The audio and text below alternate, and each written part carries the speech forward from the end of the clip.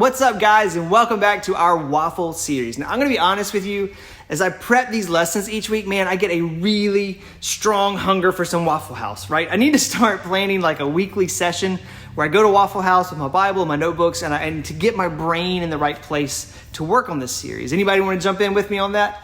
Well, I don't know if that'll work with school schedules, but last week we talked about how we need to be sure that we don't compartmentalize our faith like those tasty little squares on a Waffle House waffle, guys. When we keep Jesus in a Sunday or a Wednesday size box, man, we're missing out, right? We talked about ways that we could bring Jesus into our teams, our clubs, our casts, our bands, our groups, whatever it was last week. And I hope you guys had some opportunities this past week over the last couple days to show some Jesus to your friends. Now, we mentioned one way to do that was in how you handled tough situations in those teams or whatever they were. When you guys kept your cool, knowing that God had a plan, even in those tough times, instead of freaking out like Chicken Little and thinking that the sky is falling around you, it shows people that you have a faith in something that is bigger or outside of this reality. And that something is the God who loves you and who saved you. Guys, he has a good thing in store for each and every one of us, even through those tough times. Guys, we just need to be sure that we live it out in front of our teammates and our friends and our castmates. All the other people that God lets us see on a daily basis. So tonight we are going to talk about another area where we oftentimes keep Jesus in a little box, and that area is school, right? It's so easy to live out your faith on a Wednesday night, to sing worship songs on the way in the car on Thursday morning, and then as you set foot on campus, man, you shut the lid on that faith and look just like everybody else at school. So let me be really blunt with you guys before we start.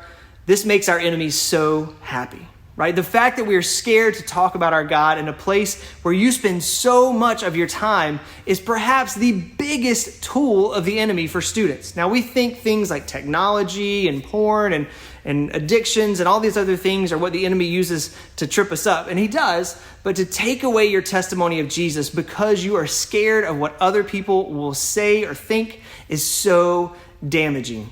If you spend enough time with that lid shut on Jesus, guys, when do you start reopening it? And then when does it just stay shut all the time and your faith becomes just a calendar event instead of this life-sustaining part of every single day? Do you see how the enemy can use something like that to destroy our faith and destroy our testimony? Guys, he can't take away our salvation, but he tries all kinds of different ways to keep that testimony from being shared with our friends. Now, guys, we've talked before that at your age bracket, school is your profession, right? It's your job. Now, many of you guys have other jobs too, I get that. But at this stage in life, your main priority should be, whether you like it or not, is to focus on school so that you can set yourself up for whatever it is that God has next in the next season for you in his plan, right? Some of you guys, that might be college. That's not everybody's thing. Sometimes you guys will head straight into the workforce. Whatever it is that God leads you into, you're setting yourself up for that. But your time in school isn't just about grades and then all those facts that you cram into your head and then forget as soon as you take the exam, because we've all done that. Time in school is like a lab class, right? On social interactions and emotional challenges and how we deal with them. You learn how to be an adult by interacting with other teachers, with administration, with students. And guys, some people fail this test miserably, right? We see that fruit in a society of Kens and Karens and people that just can't cope.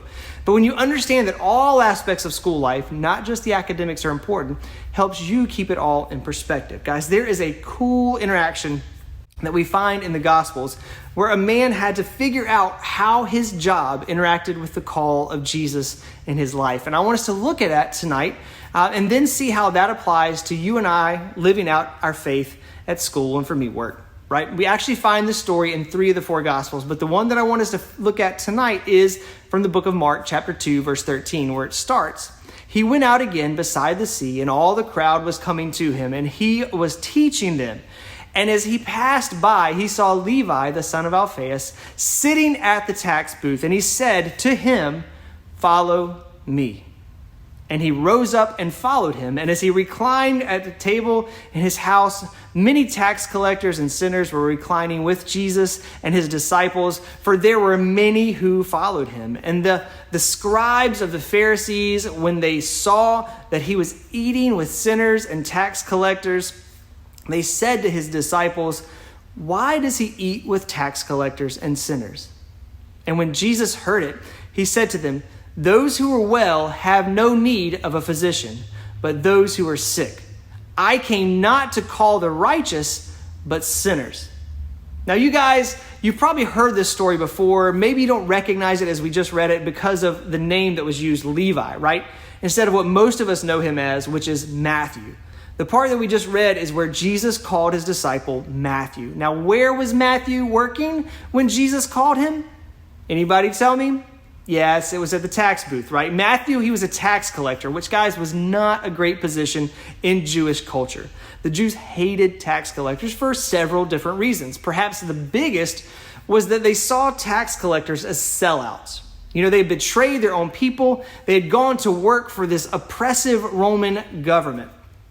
Not to mention, a lot of the tax collectors, not all, but many of them were pretty unethical in their business practices as well. They would take extra taxes from their own people to pad their pockets, to make their bank account better, and then only give Rome the bare minimum. Now, Jesus, he had a plan and a purpose in Matthew's life, and so he told Matthew to follow me. 2 simple words is all it took. No more explanation, no 5-year business plan, no promise of a great reward. Simply follow me. And amazingly, Scripture tells us that Matthew walked away from his tax table to follow Jesus. Now this took a ton of courage from Matthew, but something about Jesus made him feel that the risk was worth it. And so he stepped away from his position. He stepped away probably from his wealth as well. But the part I want us to focus on is in the very next part of the passage. We jump forward just a few hours from when Matthew stepped away from his table and see Jesus reclining at Matthew's house at a party that was thrown by Matthew. Who was invited? Well, it was a bunch of sinners and tax collectors too. Matthew's life had been so powerfully impacted by Jesus that he wanted to let all of his former coworkers, all of his friends experience the same thing. And so he threw a party on his own dime for all of his sinner friends, and then he invited Jesus to come in. Now, there were some religious leaders that were there too, and guys, they were all upset that Jesus was eating and hanging out with a bunch of sinners. You know, these people, they had a bad reputation, and now Jesus, this new teacher, was socializing with these people. What kind of teacher would do that? Certainly not one that should be trusted, right? Not one that should be followed. Hearing the conversations going on, Jesus responded with, just a crushing statement. He says, basically, you know, the healthy don't need a doctor. The sick people need a doctor. And I haven't come for those self-righteous. I've come for the sinners. Jesus told him that the broken souls in that room that were around him, they were the reason that he took on flesh. Now, of course, he came to die even for the religious leaders that were judging them here. You know, if they could set aside their arrogance for just a second and realize that they needed forgiveness that Jesus offered too, just like all the sinners that they were judging right now.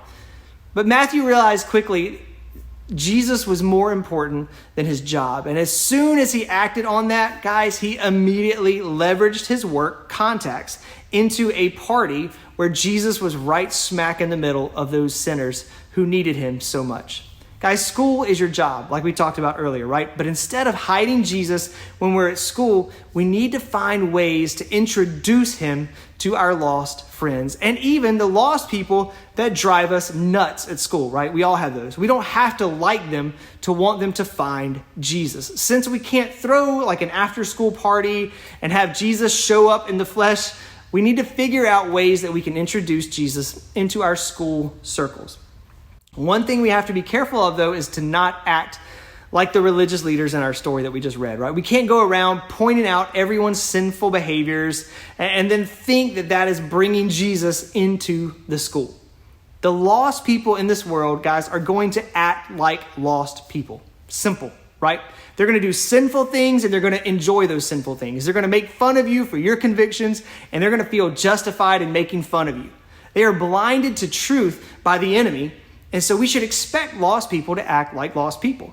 They will have different worldviews than we have, very different opinions. Guys, they'll possibly even make our life difficult, but they are still our mission field, and we must bring Jesus to them in so many different ways that eventually one of them is going to stick and they'll be saved. Guys, I don't have a magic list to give you tonight that's going to give you 4 foolproof ways to introduce Jesus to your classmates, right? I wish I did, but there are just so many variables to that conversation. But I can give you some advice from Jesus himself that we find in the book of Matthew, chapter 10, verse 16. It says, "Behold, I am sending you out as a sheep in the midst of wolves. So be wise as serpents and innocent as doves." Now, Jesus is telling his disciples here that he sends them out to a lost world, right? And they're going to face persecution. It is a given, and we're in the same spot. We're supposed to expect it. He uses 2 different animal metaphors here, right? We are sheep among wolves, which kind of means that we are the prey in a room full of predators. Now, of course, there are so many different passages that talk about how there is nothing for us to fear because the one inside of us has overcome the world that is around us. But we still have to understand that the world is out to get us. It's a hostile place, right? So Jesus calls for us to live as wise as serpents and innocent as doves. Now, we're to live with our minds sharp and anticipating the next trap of the enemy. Guys, but we're also to live as innocent of any evil and of our own. It's a balance. It's really hard to find, but it's going to keep us from being snared by the enemy in the long run. In our small groups, I want you guys to come up with some ways that you can scatter your faith to your school, right? It can be big ways, small ways, anything in between. And I'm going to ask you guys to write them down with your leader's help. And then we're going to share that list next week as we continue talking about living out our faith in another area of life. So guys, we will see you all real soon.